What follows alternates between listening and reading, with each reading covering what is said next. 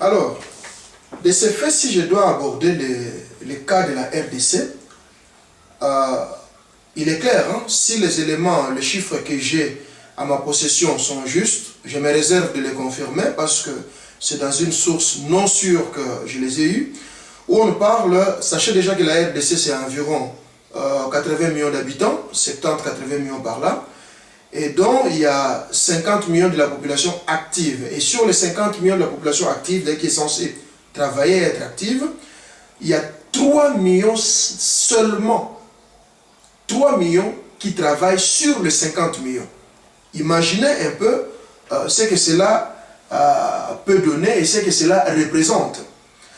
Donc, c'est pour dire que c'est un problème capital que nous devons vraiment prendre au sérieux en tant que leader politique, visionnaire, responsable politique, et voire même citoyen, parce que ça doit finalement être un problème citoyen, pas nécessairement politique, mais un problème citoyen que tout citoyen doit se faire, doit être préoccupé sur cet aspect. Donc, nous ne sommes pas en dehors des règles de jeu sur ce qui est de la RDC.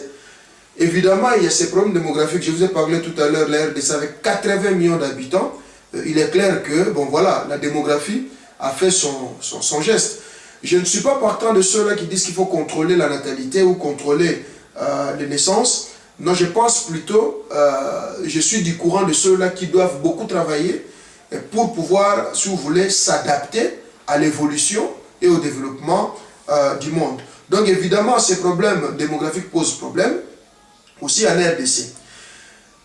Je crois que si nous voulons faire face à ces problèmes au niveau de la RDC, il y a aussi les problèmes de choix. Les choix, si vous voulez, des directives, comme je l'ai dit tout à l'heure, les choix d'une bonne politique économique que nous devons mettre en place. J'ai vu, actuellement, on parle de la commission ECOFIN au sein du gouvernement, on appelle ça quoi, la troïka économique, ainsi de suite.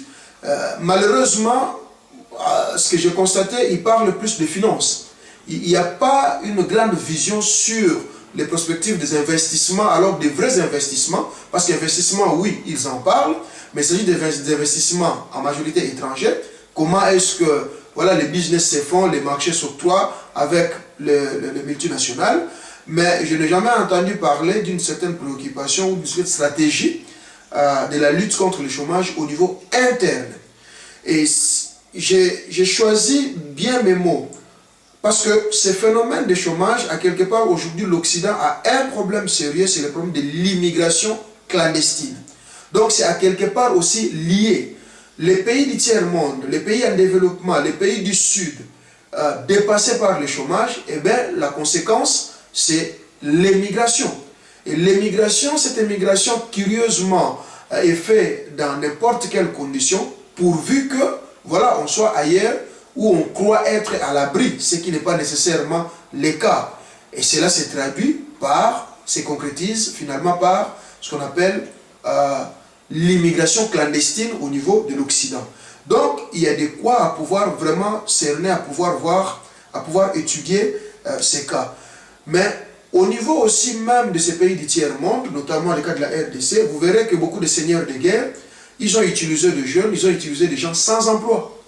Simplement, c'était l'idée de leur offrir l'emploi qui était prendre les armes, commencer à se comporter comme bon vous semble, un peu dans ce sens-là. Donc c'est pour dire que c'est vraiment un problème sérieux que nous devons étudier. Donc, le choix pour moi d'une bonne politique économique et d'une bonne politique de création d'emplois, voire de travail, c'est vraiment utile. Et je crois que jusque-là, nous n'en avons pas encore fait parce que c'est vrai, il y a des marchés qui se font, il y a des investisseurs qui viennent.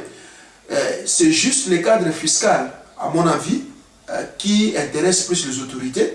Mais sur ce qui est de la main-d'œuvre, de la suite de l'application, du suivi, du partenariat social, il n'y a rien. Il n'y a rien qui se développe dans ce sens-là. Ou ça se développe, mais à un niveau faible. Il y a aussi, bien sûr, cette implantation, je l'ai dit tout à l'heure, dans les choix économiques, j'ai l'impression que la RDC se laisse implanter un libéralisme sauvage. Dans ce sens qu'il suffit, on a besoin des investisseurs qui viennent, et ces investisseurs viennent à n'importe quel prix. Pourvu que, voilà, ils travaillent chez nous. Avec nous ou pas avec nous, l'essentiel c'est qu'ils travaillent chez nous. Et c'est là où d'ailleurs nous avons mis en cause les chiffres de la croissance dont la voie officielle, donc le gouvernement nous avait donné, nous avons mis en doute justement cette croissance, les chiffres qui nous ont été donnés. Ce sont des chiffres certes, mais qui ne répondent pas à la réalité.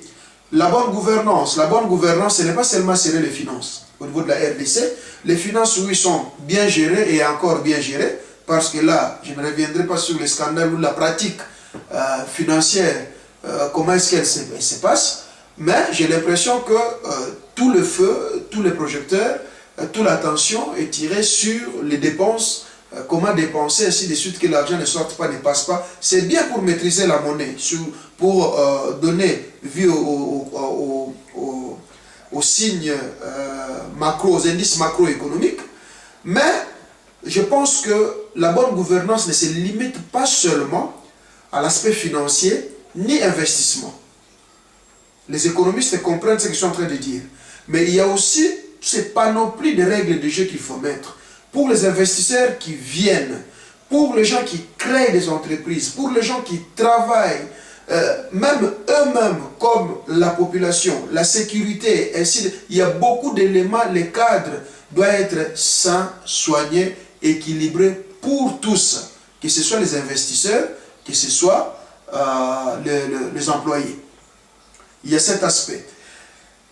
Un élément sur lequel j'insiste beaucoup et je continuerai à insister, même si c'est que vous me ferez confiance quand le moment viendra, c'est cette histoire de la formation. Je l'ai dit, je le répète et j'insiste. Qu'on le veuille ou pas, d'abord je voudrais qu'on puisse bien me comprendre. Quand je parle moi de la formation, il ne s'agit pas nécessairement de la formation académique ou supérieure. Quand je parle de la formation, il s'agit bien sûr de voir l'être humain qui doit être en activité. Cet être humain doit être préparé, quel que soit son niveau et quelle que soit la nature du travail qu'il va faire.